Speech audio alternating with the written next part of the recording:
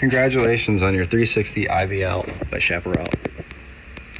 We're going to take a look at our steps first, which they easily lift up.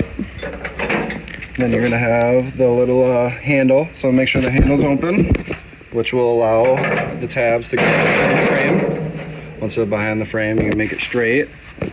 Open that back up. And on the legs themselves, they have these little pins. You'll take the pins out, which will allow you to choose the ground clearance for the legs for different campgrounds that you're at. Open the slider. One tip I do have though is make sure that the bottom of your steps are flush right here. If it's raised up a little bit, the bottom of the door could scrape the bottom of the steps, taking them out. Walking underneath our front cap, you're gonna see our solar controller right there. Nothing to do with that unless you switch to lithium batteries or a different type of battery. You'll have to go into the manuals and switch that over to the correct battery. Our battery is to the right of that. I would take off the negative if I'm not connected to power for anything more than 3-4 days. The carbon monoxide detector will always draw power from the battery as a safety feature.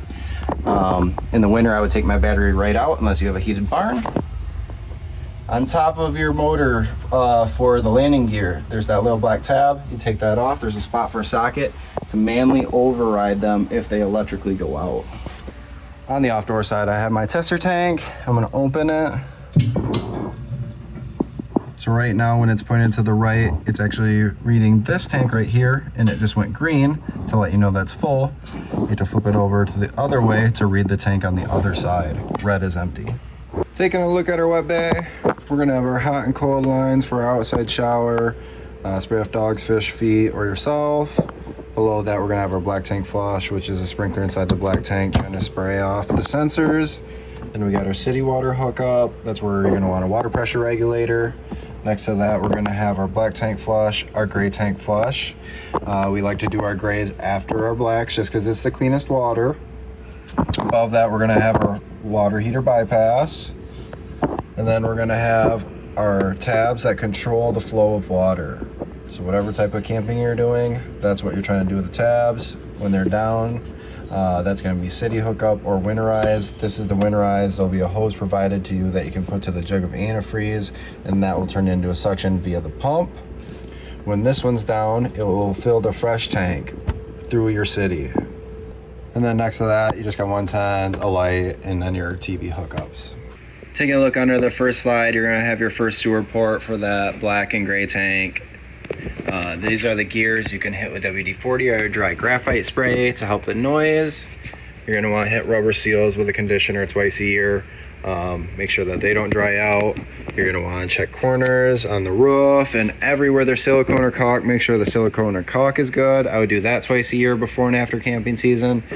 You're gonna wanna treat the roof before and after camping season and the awning with a UV blocker, roof cleaner and conditioner. Waxing the outside will help delam decolorization at least twice a year. And then for the bearings, 2 years or 6,000 miles, depending on how much you travel, you're gonna wanna get those bearings repacked. The tires are filled with nitrogen. You can mix them with regular air if you need to. Got our power cord right there.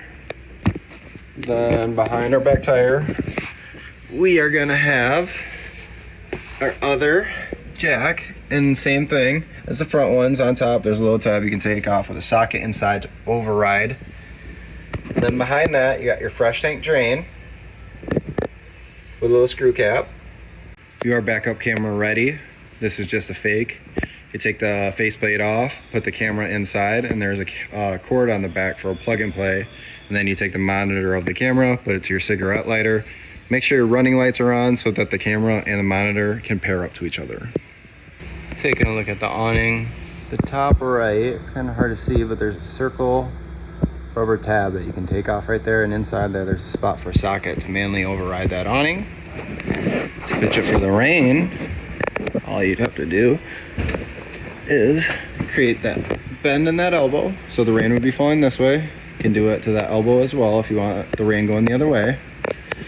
You'll know that your awning is fully out because you will see the tubing and the little flap come out.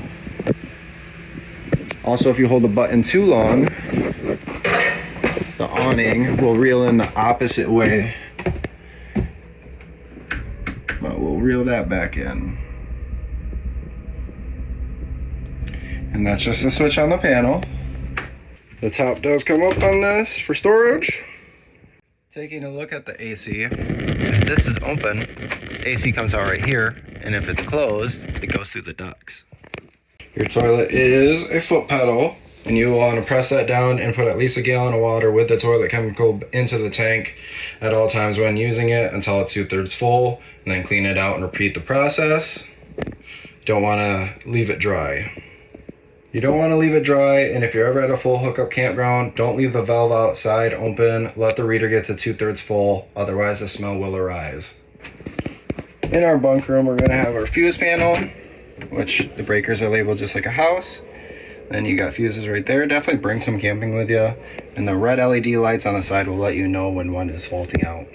All right, looking at our controller for our HVAC. Turn that on. Zones 1 is going to be in here. Zones 2 is going to be in the bedroom. Mode is going to toggle between auto, cool, heat, fan, dry. So we'll turn that off for now. That's going to be your fan in the living room. Bunch of light switches. The keys, you're going to have the purple for the front door, and the silver ones are going to be for the baggage doors. Our 12-volt fridge. Power controls are up top. And controls are in the back. Most people are okay with the microwave. If you need more information on that, you can go to the manuals for references. For our stovetop, we're going to open a line. This is the igniter. Constantly goes to the right. Lights all three. It will also light the oven as well.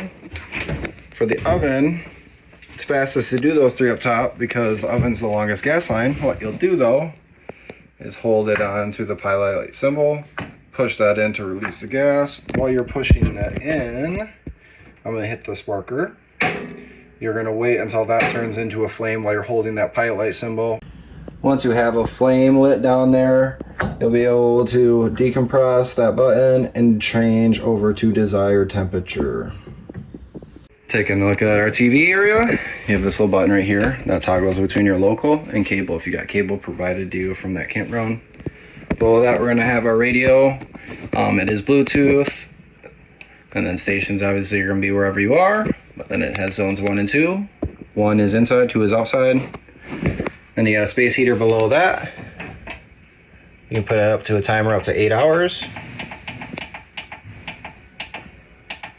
You can change the brightness of the lights. And then you can change the heat, so that's the heat symbol, and then the one below that actually changes the temperature to what you would like it to be. Underneath your island, you're gonna have your carbon monoxide detector. There is a reset button on there if you know there's no gas for sure, and a 110 outlet. Taking a look at our control panel, got our battery reader, our tank readers. The lights grow as the tanks fill up. Don't worry about the gray auxiliaries. That's just like a generic panel. Same thing for this entry light and for this interior step one. Just gonna have to worry about the water heater, gas and electric. The electric is just saving propane. Got to be connected to power for that one. You can use both at the same time. The electric by itself just takes a little bit longer to heat up. Water pump is that fresh tank when you're in the middle of nowhere to draw from that. Awning light is your awning light outside. Exterior light is going to be the light below the steps outside. And then you got slide outs in and out. You'll hear the gears once you're fully in or fully out. And then the awning extend retract. Again, if you hold extend for too long, it will reel in the opposite way. So once you see the tube and the piece of vinyl lay over, then you know you're fully out. Below that, we got our Wi-Fi booster and our 12-volt heating pads on our tanks, trying to keep them from freezing. To the right of us, we got our light switch for the bedroom. To the left of us, we got the lights for the hall I'm standing in. 360 IBL by Chaparral.